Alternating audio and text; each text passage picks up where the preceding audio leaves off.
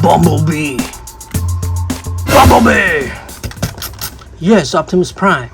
Kamusta na ang stocks natin ng Energon? Naku, Prime, buti na tanong mo. Napakakonti na. Super low na ng supply natin ng Energon. Medyo tipid-tipid na tayo. Naku, malaking problema yan. Bakit, Prime? Hindi ko na ma-maintain yung pagiging shyness ng coating ko. Pambihira ko naman, Prime, oh. Nagtitipid na nga tayo. Yung pag-glossy-glossy effect mo pa dyan sa coating mo ang inintindi mo. May tama ka talaga, B. Sige, babalik ako. Huh? Saan ka pupunta, Prime?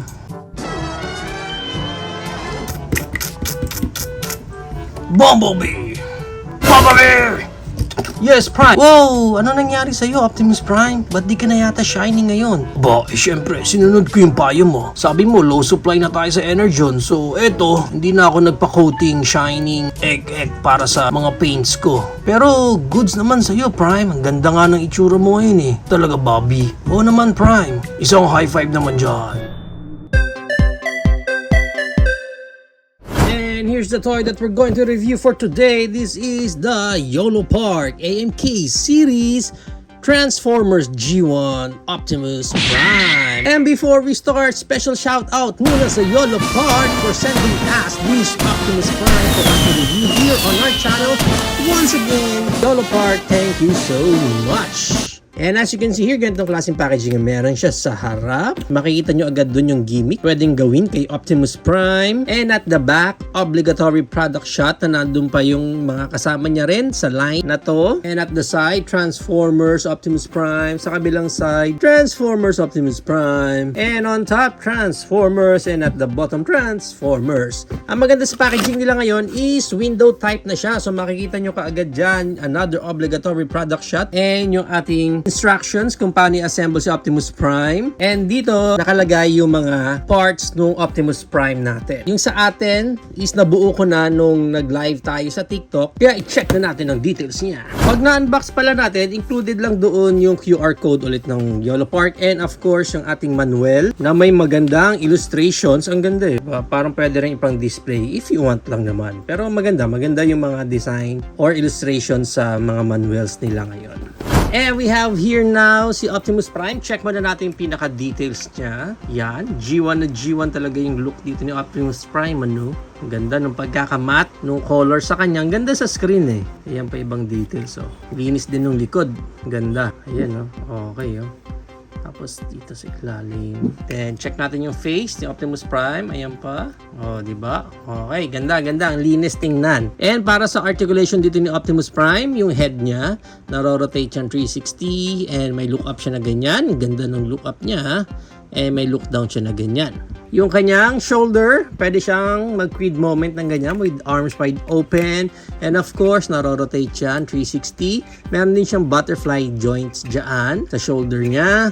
Sa kanyang bicep, naro-rotate din yan 360. Yung kanyang elbow bend, double jointed. Ang ganda. And yung kamay niya, naro-rotate din 360 kasi ball jointed naman yan. And yung mga fingers niya is na-articulate. Yung tatlo magkakasama, yung pointy finger niya, hiwalay ng articulation and also yung thumb niya. So maganda, articulated yung mga kamay niya. Next is dito na sa kanyang upper waist portion na pwede siya mag-swivel ng ganyan, mag-bend. May bend din siya ng ganyan, konti. And then sunod niyan is dito na sa kanyang waist, naro-rotate siya 360. Next, yung sa kanyang mga skirt is na-articulate din yan. Even yung kanyang side skirt, pwede rin ma-articulate yan ng ganyan. Yung back skirt niya, meron din guys ha. Ayan. So dahil dyan, pwede siya mag-high kick na ang ganyang kataas. Ang ganda ng high kick niya. And yung back kick niya, ang ganda din. Tapos, dito sa kanyang pinaka legs is pwede ulit ma-extend. May leg extend siya dyan. Ayan o. So makita niyo yung part na yon, yan. So pwede niyo pang ma-pull yan pababa para ma-extend yung kanyang legs. Next niyan dito sa kanya thigh part, naro-rotate siya 360. And yung kanyang knee bend, ganyan, ganda ng knee bend nyo. Sunod niyan is dito yung parang cover ng pinakapaa niya. Na up and down lang din yan eh. Meron din naman yan. Articulation dyan. Yung paa niya, ball jointed lang din yon. So may left, right siya na swivel and up na ganyan. Ganda. Ang ganda ng up ng paa niya and down na ganyan. Sa toes niya, meron din up and down sa portion. Na yan, yan. pwede rin. Sa Optimus Prime na to, meron siyang kasamang accessories which is yung kanyang Ion Blaster. Ito yung pinaka-itsura niyan. Ayan. Okay, black na black lang lahat. Meron yan peg dyan sa hawakan na pwede niyang i-peg din doon sa kamay niya na pwede niyang ihawak ng ganyan, yung bang-bang niya. Also, meron din siya accessories dito sa chest niya. Pwede niyong i-open yan and then nandoon yung kanyang Matrix of Leadership. Check natin yung itsura, yan. Sa likod, butas na siya. Parang yun yung peg para ilagay mo doon sa chest area niya.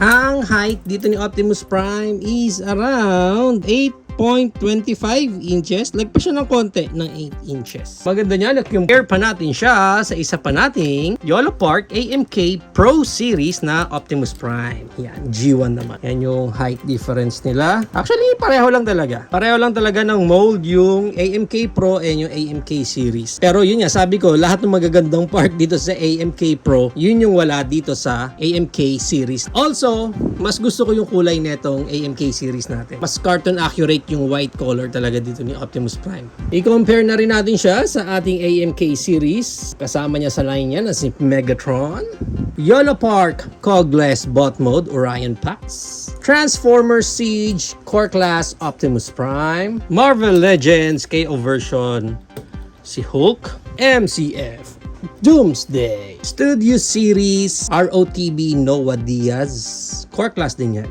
and our human figure from Hammond Collection, Dr. Ellie Sattler.